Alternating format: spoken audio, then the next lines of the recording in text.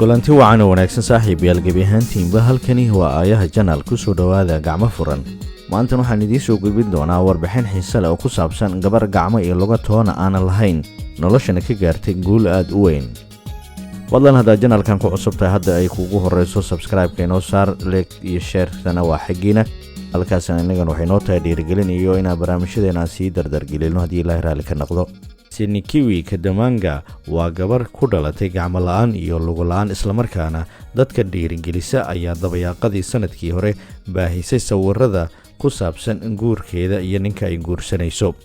gabadhani waxay u dhalatay dalka Zimbabwe ayaa la wadaagtay caalamka sawirada arooskeeda bilo kadib markii ay shaaca ka qaaday ninkii uu xiriirka kala dhaxeeyay markii ugu horeysay oo ay soo bandhigtay barteeda Instagram-ka.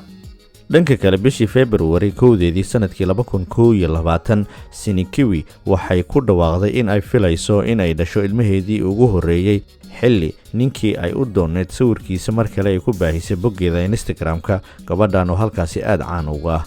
sawirkii markii muuqdo waa gabadhan sheekadeedu aan idiin soo gudbinayo. kulay waad isweydiinaysaan gabadhani waa tuma.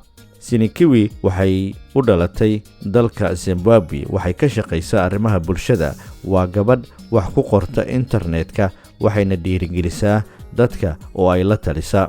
Sinikiwi waxay ku dhalatay cudur ka horjoogsanaya koriinka aadamaha, laakiin curyaannimadeeda wax dib u dhac ah umaysan yeelin, nolosheedana waxay ka gaartay heer sare. hadal dhiirigelin ahaa oo ay ka soo jeedisay telefishinka BTV lagu magacaabo ayay sheegtay in ay markii ay u dhalatay qoyskeeda ay ku adkaatay in ay aqbalaan in ay tahay gabar naafo ah. waxay sheegtay in markii ay yareed nolol adag ay soo martay, gaar ahaan markii ay la ciyaari jirtay carruurta asaageeda ah.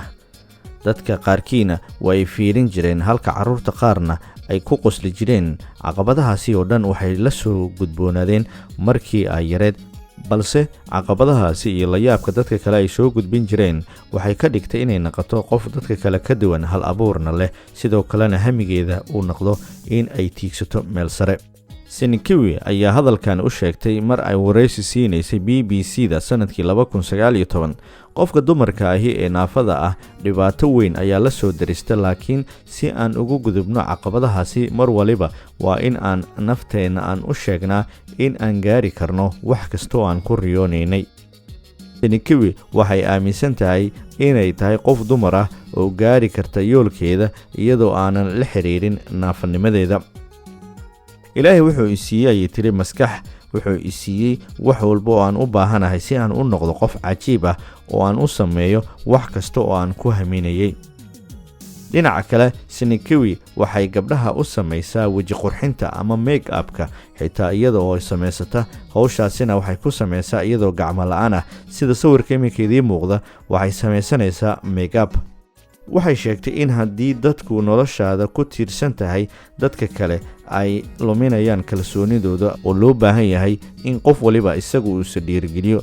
waxay isweydiisay, iskama bedeli doontid waxa aad tahay haddii aad ku sii socoto nolosha noocanina waxaad noqon doontaa qof aan faraxsanayn inta nolosheeda ka dhiman. gabadhani ayaa sheegtay inay doonaysa inay dhiirigeliso dhalinyarada naafada ah, sababtoo ah waxay og tahay nolosha adag ay la kulmaan qofka markuu yahay naafo, khaasatan uu ku nool yahay qaaradda mugdiga ee Afrika. marka waxaan doonayaa ayay tiri inaan tusaale u noqdo dadka naafada ah si ay noloshooda wax uga bedelaan. wax kasta waad samayn kartaa, ka feker nolosha, ha ka walwalin waxa ay dadku kale ay ka aaminsan yihiin, oo kaliya waxaad ku dadaashaa si aad u horumari lahayd naftaada ayay ku soo gabagabaysay. warbixintani waa warbixin cajiib ah oo lagu qoray barta BBC-da boggeeda.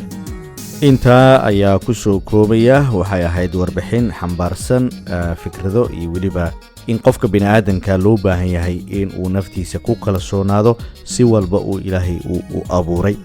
intaa ku kulmi doono warbixintan warbixinta xigta, waxaan idinkaga tegayaa sidaayo nabadgelyo.